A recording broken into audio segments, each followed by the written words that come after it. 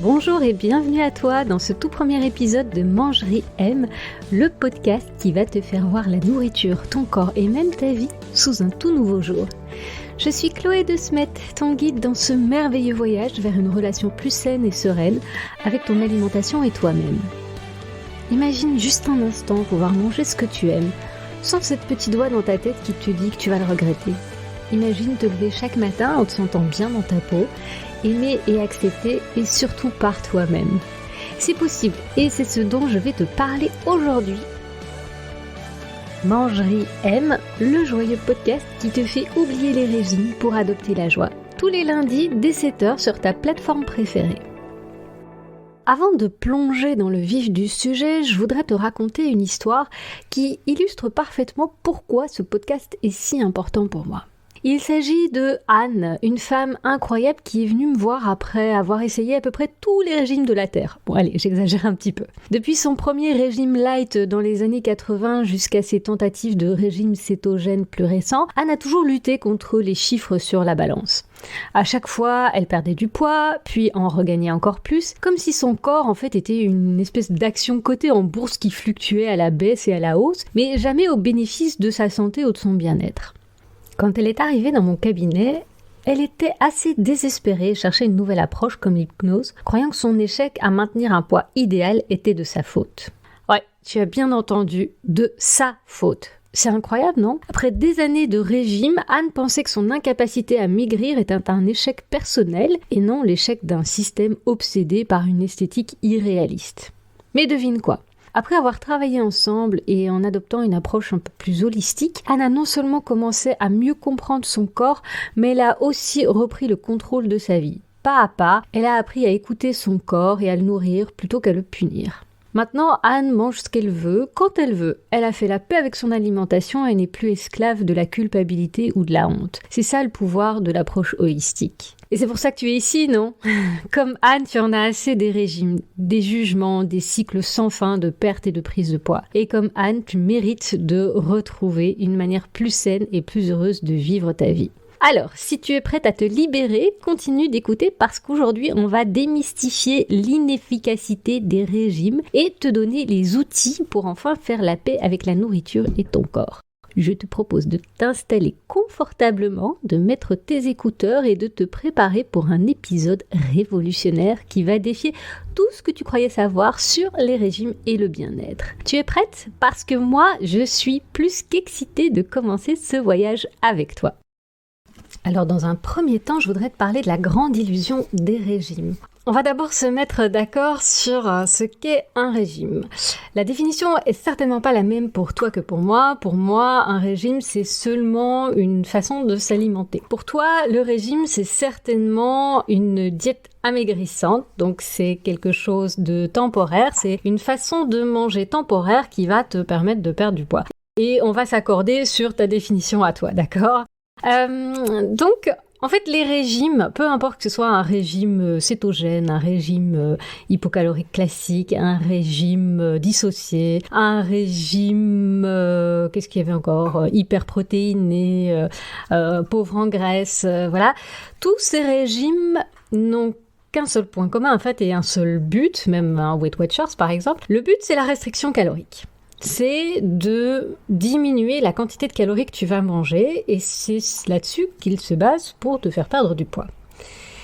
Et donc, la culture du régime et surtout l'industrie de régime généralement te fait miroiter quelque chose de assez temporaire, plutôt facile, assez rapide, qui va te permettre d'atteindre ton objectif et donc va bien insister sur le fait que tu vas pouvoir perdre X kilos en X temps, que après tu n'auras plus jamais besoin de faire régime, que tu vas perdre du poids définitivement et pour de bon, et qu'avec leur méthode ça va fonctionner. Donc c'est très très marketé, ça c'est très étudié aussi, c'est une grosse industrie qui génère pas mal d'argent. Et il y a vraiment un point sur lequel ils s'appuient, c'est le quick fix, hein, donc la solution rapide pour perdre du poids. Ça, c'est vraiment généralement leur grande promesse. Mais c'est assez illusoire parce qu'en fait, il faut que tu comprennes quelque chose, c'est que on va en parler plutôt dans l'aspect physiologique. C'est que à partir du moment où on t'enlève des calories, le jour où tu les remets, les jours où tu remanges normalement, eh bien tu reprendras du poids. Et donc, voilà, on parlera aussi de toutes ces statistiques et de la façon dont les régimes sont inefficaces. Mais voilà, donc il y a vraiment une grande illusion qui est plutôt marketing, qui est vraiment un espèce de fantasme qui est généré dans notre société, une culture du régime aussi. C'est presque anormal pour une femme de ne jamais avoir fait un régime dans sa vie ici. On est toutes censées contrôler ce qu'on mange, manger sainement. Donc ça fait vraiment partie de notre culture et il y a vraiment une industrie qui pousse très fort derrière. Et cette industrie, elle va te pousser à quelque chose qui est le contrôle. Quand tu vas commencer ton régime, tu vas évidemment changer ce que tu manges, contrôler les quantités, contrôler les types d'aliments que tu manges. Et puis cette sensation de maîtrise et de contrôle va être assez grisante au début. Ça va vraiment te donner l'impression d'avoir plus de pouvoir en fait sur toi, plus de contrôle, plus peut-être d'énergie.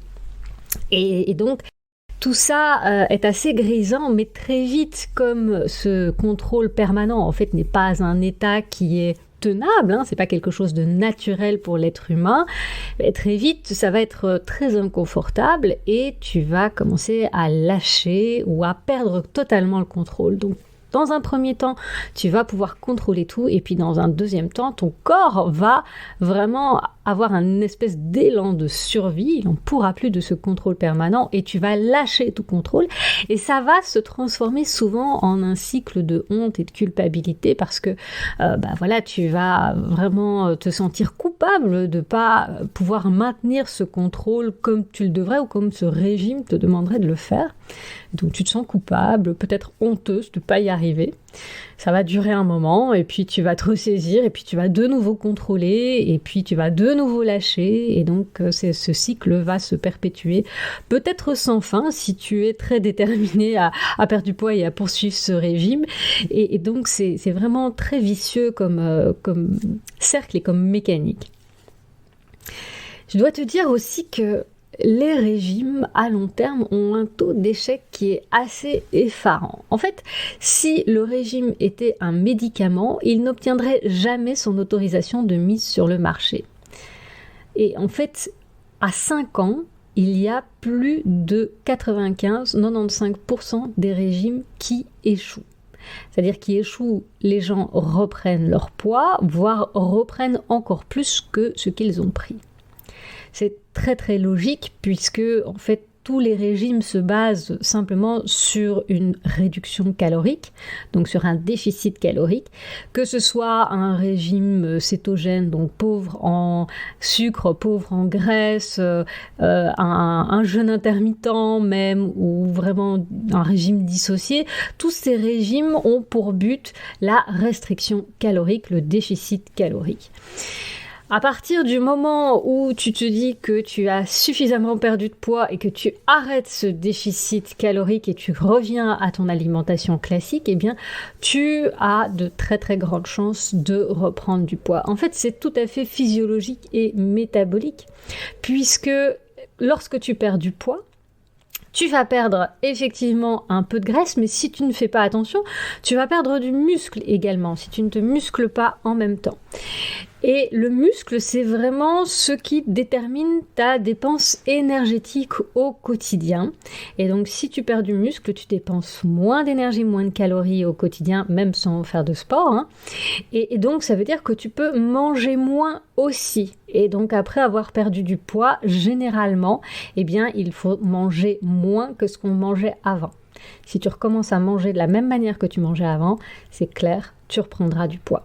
Donc c'est vraiment physiologiquement déterminé aussi. Il n'y a pas cette période qu'on appelle cette période de stabilisation. Finalement, c'est une période qui est censée être généralement encore légèrement hypocalorique par rapport à ce que tu mangeais avant. Donc, c'est cette fameuse période de stabilisation qui est un petit peu comme une espèce de licorne, hein. C'est un grand mythe finalement dans tous les régimes. C'est ça qui est extrêmement difficile à maîtriser et puis à atteindre.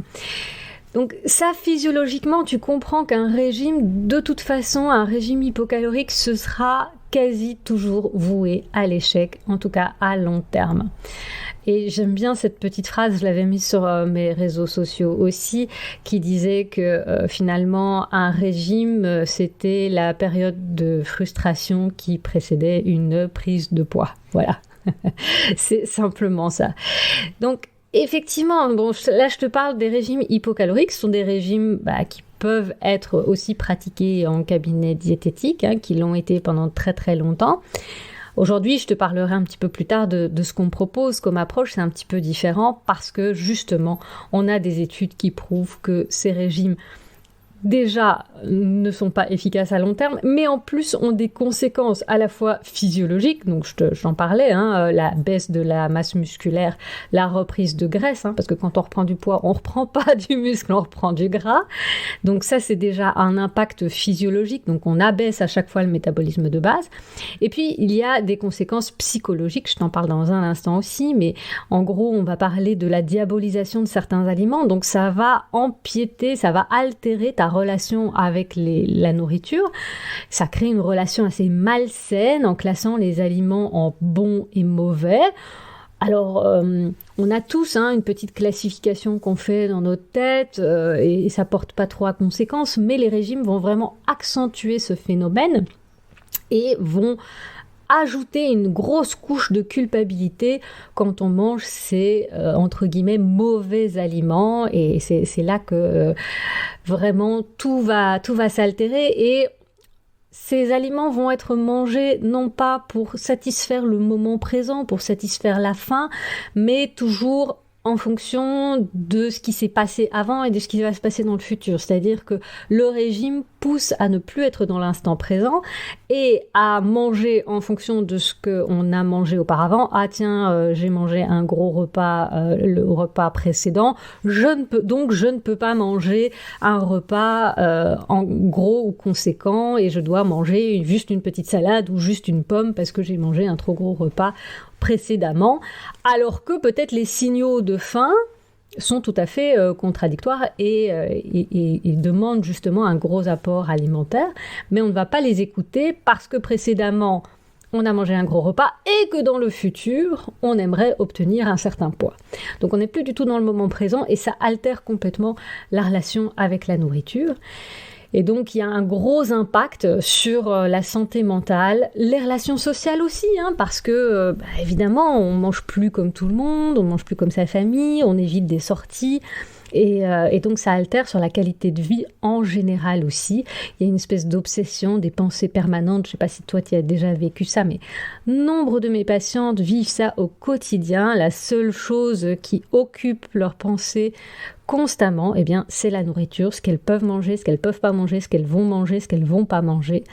Et j'espère que vraiment pour toi, la situation n'est pas aussi dramatique que ça, mais si elle l'est, t'inquiète pas, on va voir un petit peu comment on peut se sortir de tout ça. On a parlé dans un premier temps donc de l'illusion des régimes, de tout ce que l'industrie du régime veut te faire croire. Et maintenant, je voudrais aborder avec toi le piège psychologique et l'impact psychologique de tous ces régimes, parce que c'est vraiment là qui est le plus gros risque finalement. La spirale de la culpabilité, on en a déjà parlé, et donc les régimes engendrent un sentiment de culpabilité quand tu échoues à suivre des règles strictes. Il y a vraiment des règles parfois un peu débiles dans les régimes. T'as pas le droit de manger de la banane, ou dans le régime cétogène, c'est toutes les sources de glucides qui sont exclues. Donc ça, c'est parfois très très compliqué de suivre des règles qui sont très dures, très strictes. Et au moment où tu échoues, forcément, tu te dis que t'es nul, qu'il y a plein de gens qui y arrivent, mais pas toi, parce qu'évidemment, sur les réseaux sociaux, on te montre évidemment tout ce qui est tout beau, des gens qui ont soi-disant réussi, et toi, tu te retrouves là à ne pas arriver à suivre ces règles un petit peu un petit peu débile, hein, on va bien le dire, et qui ne s'applique pas en fait à ta vie non plus. Et donc tu te sens hyper coupable. Donc déjà là, c'est pas un sentiment qui est très agréable. Et cette culpabilité, quand elle se transforme en honte, eh bien c'est là que tu te sens complètement coincé aussi. Une petite culpabilité, on en reparlera hein, du rôle de la culpabilité dans nos comportements. C'est pas toujours négatif non plus, hein, mais ça c'est vraiment une culpabilité qui mène à la honte et à l'inaction et qui mène vraiment à d'évaluer ton sentiment d'efficacité personnelle. Et ça c'est assez dangereux. Et puis il y a un effet de yo-yo émotionnel. Tu as une espèce d'euphorie au début, hein, quand tu perds tes premiers kilos, que tu te sens voilà, dans le contrôle, que tout fonctionne bien et que voilà, tu as l'impression que tu vas y arriver. Et puis progressivement, quand ça devient un petit peu plus difficile, tu te sens un peu en échec, tu te sens un peu coincé. Et puis alors là, quand tu reprends du poids, c'est vraiment la catastrophe pour toi. Généralement, c'est la déception très douloureuse, surtout si tu as déjà fait d'autres régimes auparavant et que tu pensais que celui-là était le bon. Donc il y a vraiment un espèce de sentiment de désespoir qui peut arriver et ça c'est très très dur à gérer et à accueillir aussi hein, émotionnellement. Au fil du régime, tu vas aussi commencer à te concentrer excessivement sur les chiffres, les chiffres sur ta balance, sur les calories, éventuellement les macronutriments. Et tout ça va vraiment tourner un peu à l'obsession. Tu vas peut-être compter les points aussi chez Weight Watchers. Et en fait, ça va détourner ton attention de l'écoute du corps. Donc, tu vas manger en fonction du nombre de calories auxquelles tu as droit, en fonction peut-être de ton poids, hein, le matin même sur la balance si tu te pèses tous les jours. Et puis, tu vas peut-être aussi manger en fonction de certains macronutriments que tu as droit ou pas droit. Et ça va t'éloigner de l'écoute de ton corps, de tes sensations alimentaires. Hein. Tu vas plus manger en fonction de ta faim ou de ta satiété. Et ça va surtout t'éloigner beaucoup, beaucoup, beaucoup du plaisir. Je sais qu'il y a énormément de mes patientes, comme Anne, hein, qui, pour elle, le plaisir alimentaire, c'était tabou. Il n'y avait plus de plaisir possible. S'il y avait du plaisir, ça voulait forcément dire que c'était trop calorique, que c'était pas bon et que ça allait la faire grossir. Et ça, c'est assez catastrophique parce que le plaisir devient source systématique de culpabilité.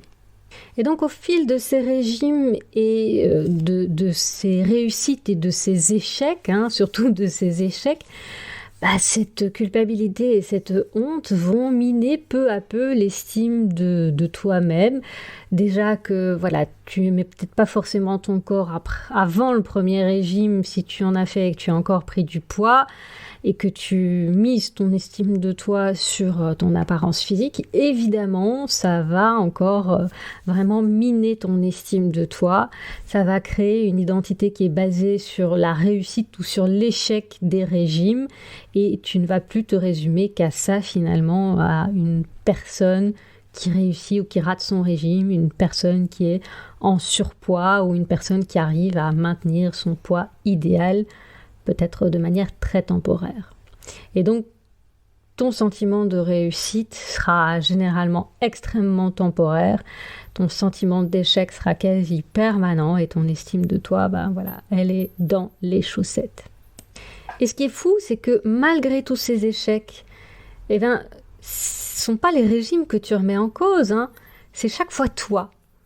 Et donc, au lieu d'arrêter ce cycle infernal, généralement, tu continues, et nombre de mes patientes ont continué comme toi, hein, continuent à faire ces régimes cherchant désespérément la nouvelle méthode miracle et cette méthode qui permettra de sortir de l'échec et d'éprouver ce sentiment de réussite et de retrouver cette estime de soi, ce sentiment d'accomplissement personnel.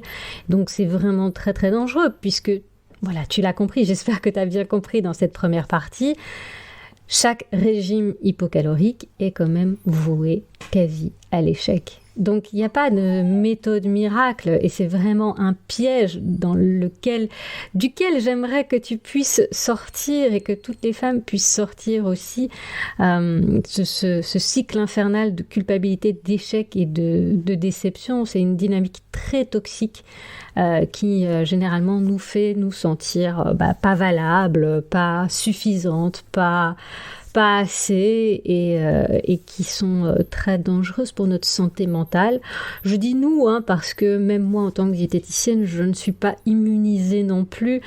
Dans d'autres épisodes, on pourra parler aussi de l'image du corps et de comment on se sent par rapport à notre corps et voilà, je ne suis pas immunisée, je ne me sens pas la plus belle des femmes tous les jours non plus, donc on verra comment tout ça joue aussi. Donc on a vu dans une première partie la grande illusion des régimes et tout ce que le marketing veut te faire croire, et on a parlé aussi des conséquences psychologiques de ces régimes, en tout cas à répétition. Et maintenant je vais te parler aussi de cette croyance que finalement c'est ta faute et que c'est le système. On va déconstruire tout ça.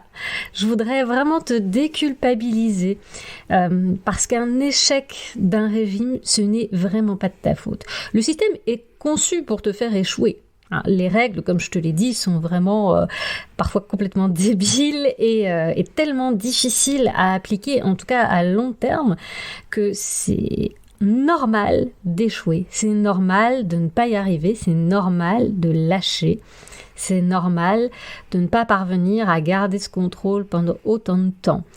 Et donc, finalement, alors il y a des gens qui sont persuadés de te proposer un régime qui va fonctionner. Peut-être que ça a fonctionné pour eux. Peut-être qu'ils ont inventé une méthode et qu'ils sont persuadés que ça fonctionne.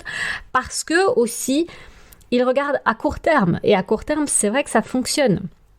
Mais ils oublient de regarder ce qui se passe à long terme et des conséquences. Et donc, il y a des gens bien intentionnés, mais il y en a d'autres qui savent pertinemment aussi ce qu'ils font, qui savent pertinemment que tu ne tiendras pas le coup, qu'on ne tiendra pas le coup, et que dans quelques temps, tu vas te remettre à faire un régime. Et donc, c'est effectivement très très lucratif.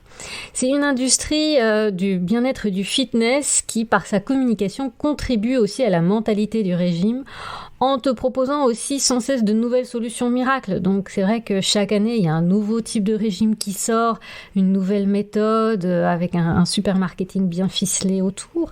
Et on a envie d'y croire, on a tellement envie d'y croire parce qu'on a tellement envie de perdre ses kilos et finalement de rentrer et de se conformer aux normes sociétales parce que ces normes ont été imposées par la société. Les normes de beauté d'aujourd'hui sont très différentes de celles d'il y a un siècle ou deux. On peut regarder les peintres flamands et les femmes qui sont peintes sur les tableaux ou les sculptures de l'Antiquité.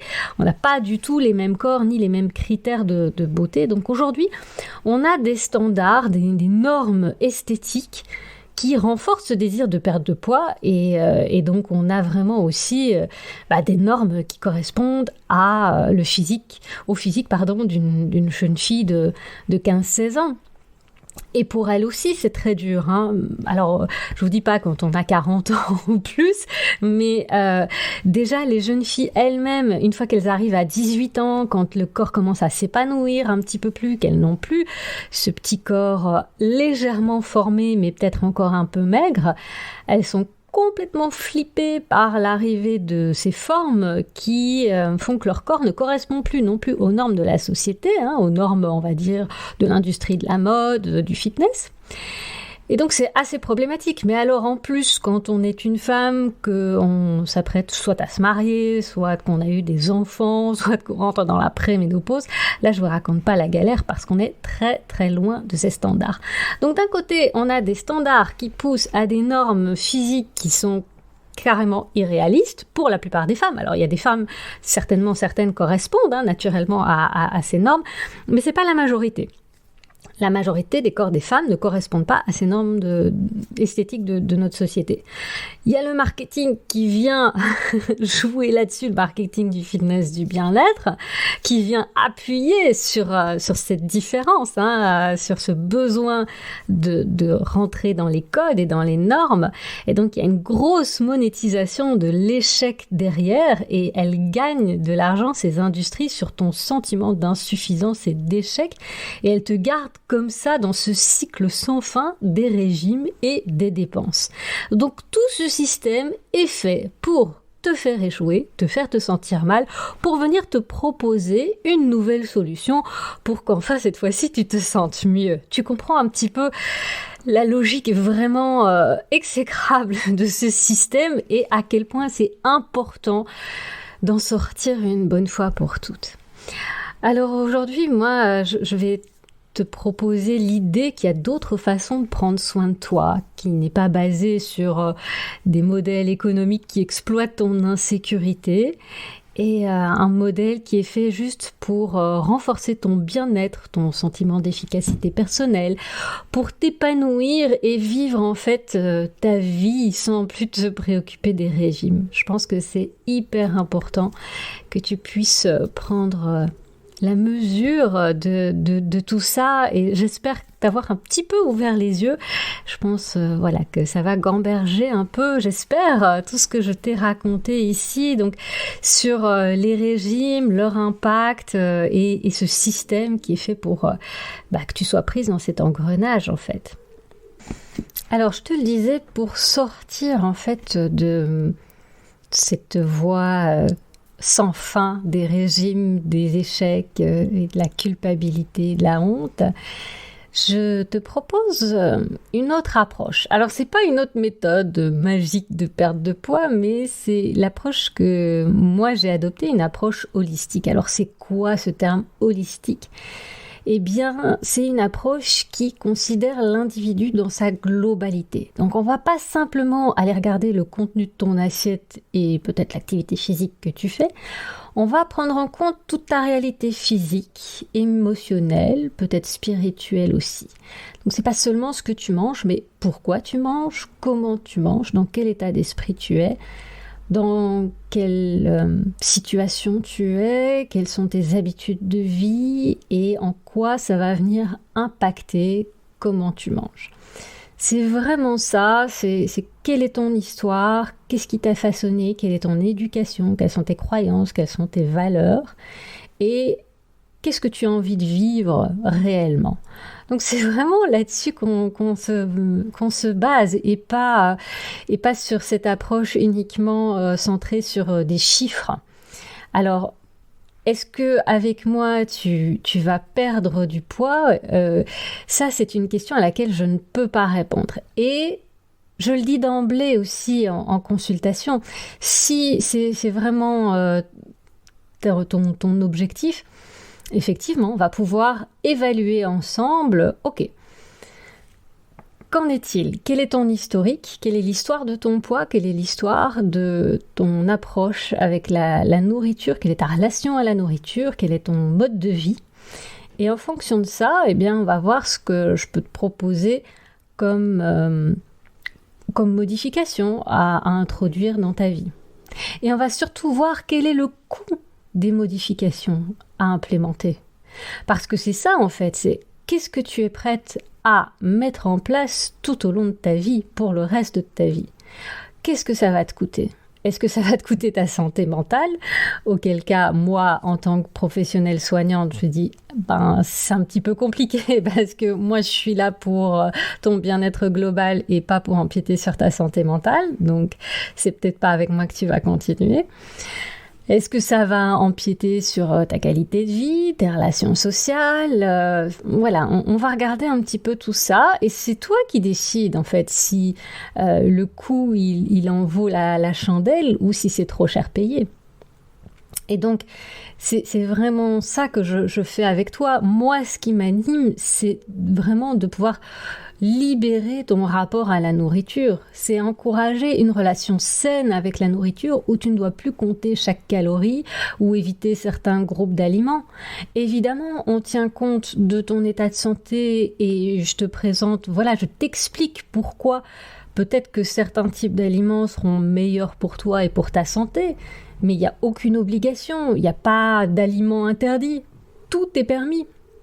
Et c'est ça qui est vraiment important à comprendre, puisqu'il y a des idées de dose, de fréquence, de bien-être pour le corps et pour l'esprit.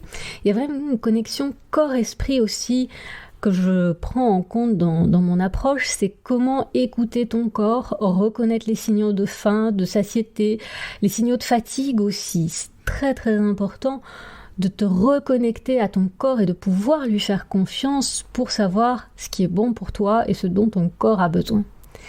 Et dans tout ça, on va aussi retravailler l'importance de l'acceptation de soi.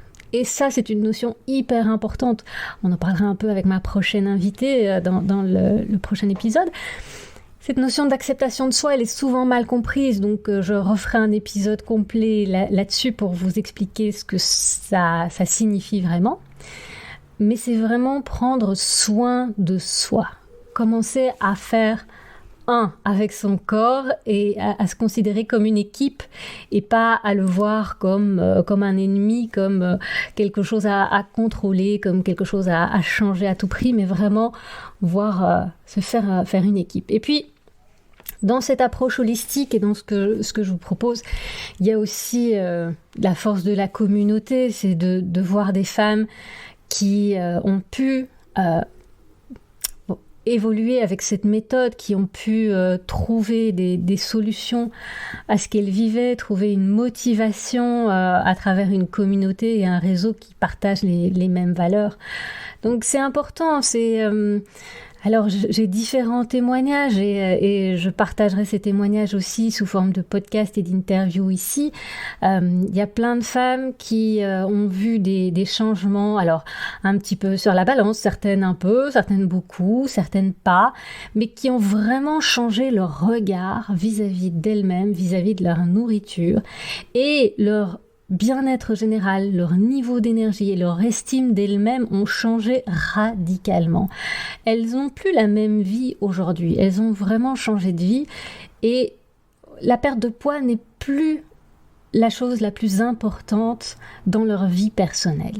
C'est vraiment quelque chose qui revient peut-être de temps en temps comme ça, oh tiens, je perdrais bien un petit peu de poids, et oh non, finalement, je suis bien avec les habitudes que j'ai prises aujourd'hui, je suis bien dans mon corps, je suis en super santé, je suis en super forme, voilà, c'est peut-être pas la peine de ruiner tous ces efforts pour juste rentrer dans les normes de la société. Voilà à quoi elles sont arrivées. C'est vrai que c'est pas évident, c'est tout un chemin. Et c'était ces chemins dans l'acceptation de soi, voilà, qui est un grand chemin à faire aussi, et ça te permet de finalement faire le point sur tes valeurs, sur tes passions, de te focaliser sur ce qui te rend vraiment heureuse au lieu de te concentrer uniquement sur ton apparence physique. C'est d'aller chercher quelles sont tes valeurs au-delà de ton apparence physique aussi. Qu'est-ce que tu veux transmettre? Qu'est-ce que tu veux être pour les autres, pour tes enfants, pour ta famille? Voilà, qu'est-ce que tu veux communiquer? Quelle trace tu veux laisser et pas simplement la nana qui a juste le poids idéal, quoi. Voilà. Donc, c'est vraiment de pouvoir... J'utilise beaucoup de vraiment, c'est parce que c'est sincère et ça vient du cœur. C'est de pouvoir réintégrer le plaisir et la joie. Le plaisir de manger, la joie de vivre dans tes gestes du quotidien, de profiter vraiment de la vie, de la savourer. Alors, on n'a pas tous les jours une vie parfaite non plus, mais... En tout cas, de pouvoir garder ce plaisir de manger, cette joie de partager, sans te soucier de ton poids, des calories, de ce qui est bon, de ce qui est sain, de ce qui ne l'est pas. Et voilà, en fait, de pouvoir te libérer l'esprit de tout ça et manger de manière naturelle, quoi. Donc, voilà, je t'ai présenté cette approche bienveillante et holistique qui est une approche étape par étape. Alors, elle se passe de manière un petit peu différente pour chacun, mais généralement, on commence un petit peu par faire l'historique de tous les régimes et de sa relation à la nourriture. Et pour ça, en fait, je te propose de télécharger sur mon site, tu vas trouver un document gratuit pour t'aider justement à faire l'historique des régimes et des conséquences un petit peu que ces régimes ont eu. C'est vraiment un premier travail assez intéressant. C'est le premier pas vers une relation apaisée avec la nourriture et avec ton poids. Donc je te mets le lien dans la description du podcast. Tu pourras, tu vas sur mon site www.chloedesmet.com et tu trouveras le lien à cliquer aussi. Et je te mettrai ça dans le descriptif du podcast. Alors voilà, on arrive déjà vers la fin de ce tout premier épisode de Mangerie M. J'espère que tu as trouvé notre conversation aussi passionnante et libératrice que moi. Avant de te dire au revoir, faisons un rapide tour d'horizon de ce qu'on a abordé aujourd'hui, histoire de bien ancrer ces précieuses découvertes. Alors, on a dévoilé la vérité peu reluisante derrière les régimes. Et malgré toutes leurs promesses, ils échouent souvent à nous donner les résultats durables que l'on cherche. On a parlé aussi des pièges psychologiques et de comment les régimes nous plongent dans un cercle infernal de culpabilité, d'échecs et de déception. Et c'est cette dynamique toxique qui nous fait souvent nous sentir comme des échecs. On a aussi mis un point plus important et plus libérateur de cet épisode, c'est que non, ce n'est pas toi le problème. Le problème, c'est vraiment un système qui est conçu pour te faire échouer et te garder dans ce cycle infernal. Et puis, la cerise sur le gâteau, on a exploré aussi comment une approche plus bienveillante et holistique peut non seulement t'aider à mieux comprendre ton corps, mais aussi à vivre une vie plus riche et plus épanouissante.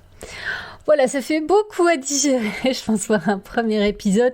Mais justement, c'est le but. L'important, c'est de commencer à réfléchir autrement et à voir que des alternatives existent.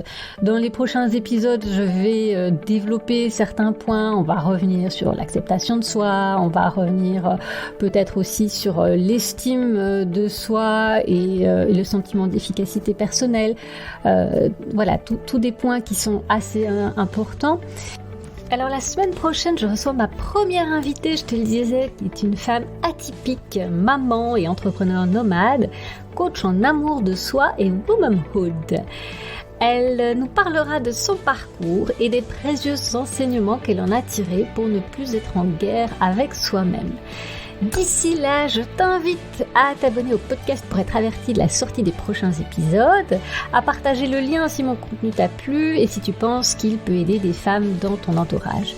Tu peux également explorer mon site web ou mes réseaux sociaux pour y dénicher les ressources gratuites et consulter mes programmes en ligne. Je te parlais justement de ma petite pépite, donc de cet historique des régimes, donc de cette fiche. C'est très instructif, tu verras. N'hésite pas à m'envoyer justement des nouvelles, à me dire comment ça s'est passé. Donc tu le trouveras en téléchargement gratuit sur mon site internet. Je te propose également de découvrir gratuitement mon coaching de groupe en ligne. Pour ça, il suffit de m'envoyer un email à bonjour@chloedesmet.com et je me ferai un plaisir de t'envoyer le lien de connexion avec les dates aussi auxquelles tu peux te connecter et venir me poser toutes tes questions. Et donc je disais, en tant que future fidèle auditrice, je te réserve un code de réduction particulier qui t'accorde 10% sur tous mes accompagnements de programmes en groupe, donc pour le coaching de groupe et les différents programmes en ligne. Donc pour cela, il te suffit de te rendre aussi sur mon site chloedesmet.com, rubrique Je vous accompagne, et de choisir le programme qui te convient et d'entrer le code podcast MRA en majuscule, MRA comme Mangerie M, pour avoir ton code de réduction. Évidemment, je te mets ça dans la description. Je te remercie infiniment d'être resté avec moi jusqu'à la fin de cet épisode et j'espère que tu savoureras mes petites pépites jusqu'à la semaine prochaine où je te donne rendez-vous pour un nouvel épisode. Prends bien soin de toi. Mangerie M, le joyeux podcast qui te fait oublier les régimes pour adopter la joie. Tous les lundis dès 7h sur ta plateforme préférée.